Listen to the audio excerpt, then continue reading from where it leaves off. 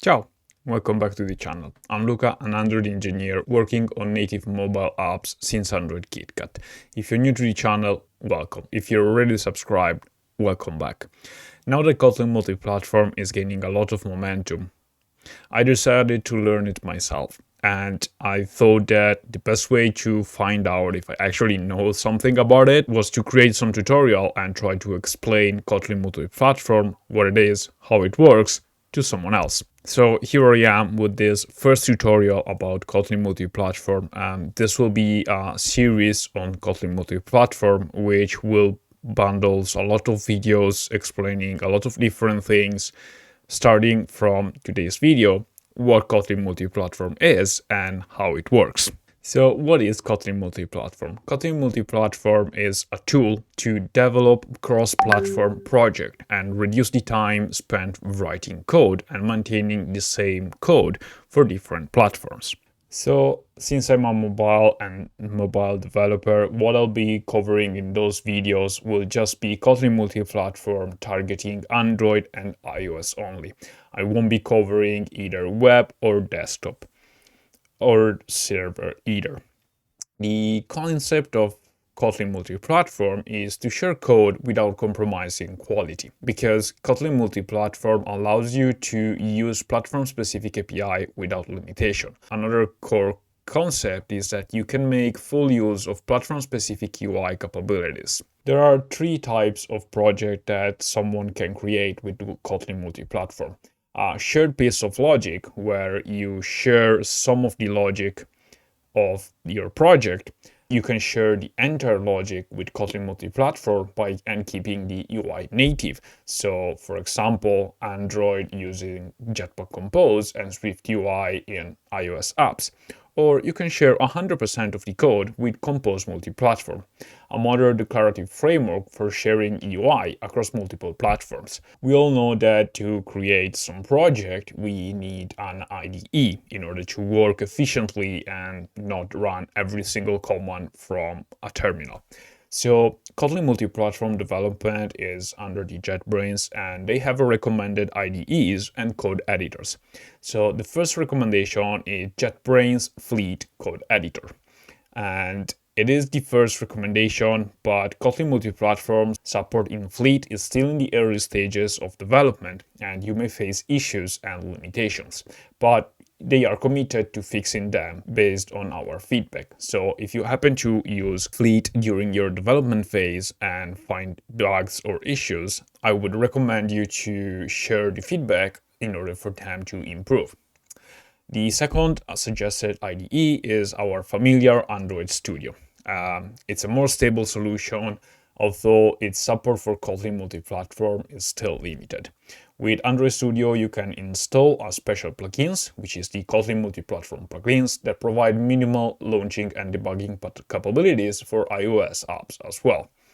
Other IDEs and code editors could be everything from JetBrains, for example, IntelliJ IDEA. If you're targeting iOS as well, which will be, you will need Xcode installed on your machine to write iOS-specific code and run iOS applications. If you head over to kmp.jetbrains.com, you will be presented with this Kotlin Multiplatform wizard that allows you to create a new project and download the entire codebase. So for example, here you can name your project as you want. I've named it Kotlin Multiplatform. This is the project ID. So this will be used in Android as the application bundle ID and on iOS as the app ID that will be created. As I said before, we're not going to target desktop, web, or server. We're just going to target Android and iOS. And for the UI implementation on iOS, we'll be sharing the UI with Compose Multiplatform UI framework, which is still in beta. Once you've set up your Kotlin, your project name and your project ID, you can download the project, or you can use the template library. So you can download the shared UI multi-platform app, which is basically the same thing that I just showed you. Or you can use a native UI multi-platform app where the shared logic is in Kotlin multi-platform, while the UI is using Jetpack Compose for Android and Swift UI for iOS.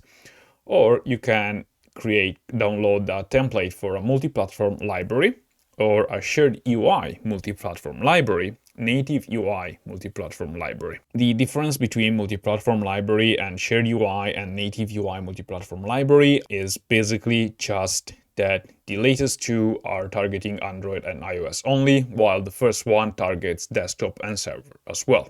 Now, after you've downloaded the Kotlin project, you can go ahead and open it in Fleet, which is the suggested IDE to development with Kotlin Multiplatform.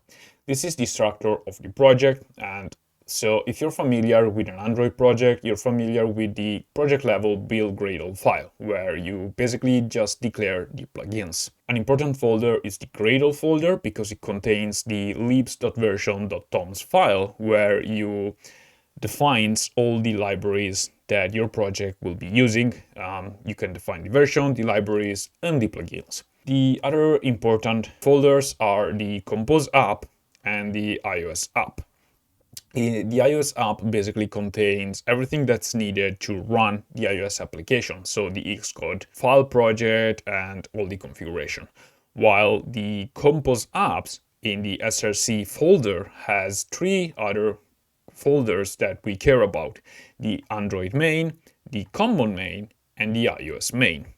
The common main is where we share all the code that we are going to share, and in this case we're sharing 100% of the code, so both UI and logic. The iOS main and Android main are respectively the main folders for iOS and Android. Here we just have two files, mainviewcontroller.kt and platform.ios.kt, while here in the Android main we will have a mainactivity.kt and a platform.android.kt. As you can see, in the common main folder, we also have a platform KT. The platform KT exposes an interface, which is a platform, and which has a name, and then an accept function, getPlatform, which returns an instance of that interface. This is because in Kotlin Multiplatform, you can declare interfaces or functions that are expected to be implemented in different platforms.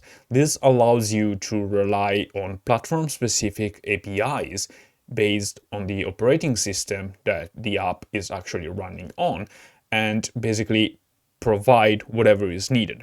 So if we take a look at platform iOS.kt, we can see that we have a class iOS platform, which inherits from the interface platform and override the name variable using the UIDevice.currentDevice.systemName plus UIDevice, current device, and system version. And then there is an actual function, getPlatform, that returns an instance of this iOS platform. The actual keyword is what allows Kotlin Multiplatform to know that there is an actual implementation of the expected function that you declare in the common main folder. And the same can be said as for the platform.android.kt file.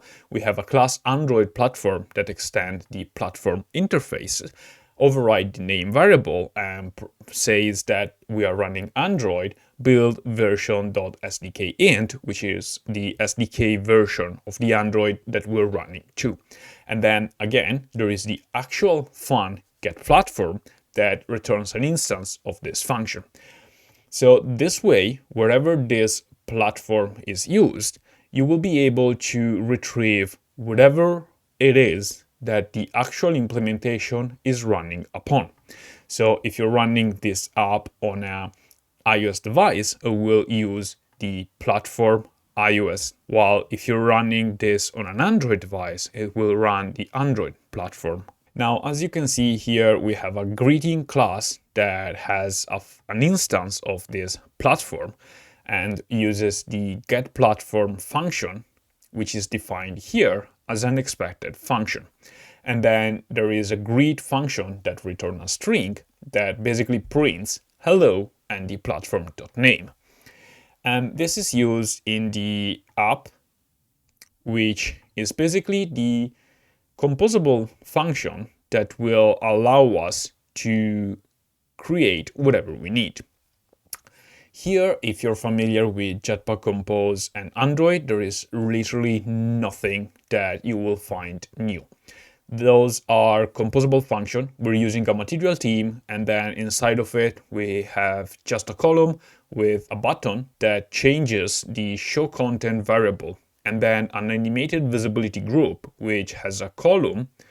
And here, the greeting uses the greeting.greet. So basically, based on the platform, it will create whatever it is that we will have. And then we have an image and the text. Here in the image, we're using a painter resource. Another key difference between Android native and Jetpack multiplatform is that you can still use resources, and those will be from the compose resource folder, where we have drawable and other resources as well. If we need, we can define strings, colors, themes, etc. And instead of the R class, we will need the res class. And if you can see here, there is the import for Kotlin project compose app generated resources.res, which is different from the R class that gets imported in your native Android project. And from here, you can grab whatever resource that you have defined in that folder. And then we have a text that uses compose and greetings. Now you might wonder, where is this app used? Well, this app is used in the platform-specific entry point, which is different from iOS and Android. The main entry point of an iOS application is the main view controller.kt. So the main view controller is the entry point of the app, which uses a compose UI view controller and then invokes the app composable function, while the main activity uses the set content composable function and then invokes the app. Unfortunately, in Fleet, there is no way to start interacting with a composable preview as we have in Android Studio. So if that is something that you use or rely upon quite a lot, I would recommend you to not use Fleet, but use Android Studio instead, in order for you to be able to interact with previews. Now let's go back to our app, and as you might have seen from the preview, the material component that has been used is a material button. It's not using material tree by default. This can easily be changed. If we open up the build gradle file, which I actually forgot to tell you about. So the build gradle file at the project level, so inside the compose app folder, is basically the same gradle file that gets created in the app folder of your Android native apps. Here you can define the target. So as you can see here, we have an Android target and then a list of iOS x64 and ARM64, and then we also have the simulator. In the source set is where we define the dependencies of our project. We can specify Android main, iOS main dependencies alone, or we can define common main dependencies that affect the compose multi-platform shared codebase. Now, as I was saying, by default, the project that you will download uses Material. If you want to change to Material tree, the only thing that you need to do is literally just add a tree here in the line implementation compose.material. If you then sync your build gradle project, you will see that it takes a bit of time. It updates the indexes and done. Now, if we go back to our app file, you can see that those three things are not imported anymore. We don't have access to material button, material text, or material tree, material theme, but we can add the material tree prefix to those classes and we're good to go. Now that the app has been launched on our device, we can see that we're using the material tree button, and if we click me, we actually now can interact with the app, and it says, hello, Android 33, because this emulator is running Android 33. Now, without keeping this tutorial too long, since it's the first one, we just took a look at what Fleet is, how you can run a project in Fleet, and how a Kotlin multi-platform project is structured once you download the template. So next time we will be adding a new library to our project and start using it inside of our implementation. Let me know actually what you want the next tutorial to be covering of Kotlin multi-platform, because there are so many things I want to cover. One thing I really would like to talk to you about is data and local storage, but not the conventional ones. I know that everyone is looking for Room or SQLite in Kotlin multi-platform, but I strangle across Realm and the effortless with which I was able to set up the database and have it running without library dependencies problems or libraries conflicting or build failures one after the other was literally outstanding. So if you're interested in Realm to use as a composed multi-platform database, let me know. Otherwise, other topics that I would like to talk about is koin for dependency injection, navigation with the composed navigation library, and many more. So yeah, just let me know down in the comments what you're struggling with in Kotlin multi-platform, or what you're curious about on how you could basically translate from your native Android app into Kotlin multi-platform, and I'll be sure to cover that topic as well in one of those tutorials inside the Kotlin multi-platform series. That was all for me for today. Thanks for watching. If you liked the video, please give it a like, it helps a lot. If you would like to see more content like this one, please subscribe to the channel. It will be much appreciated. And until the next time, peace.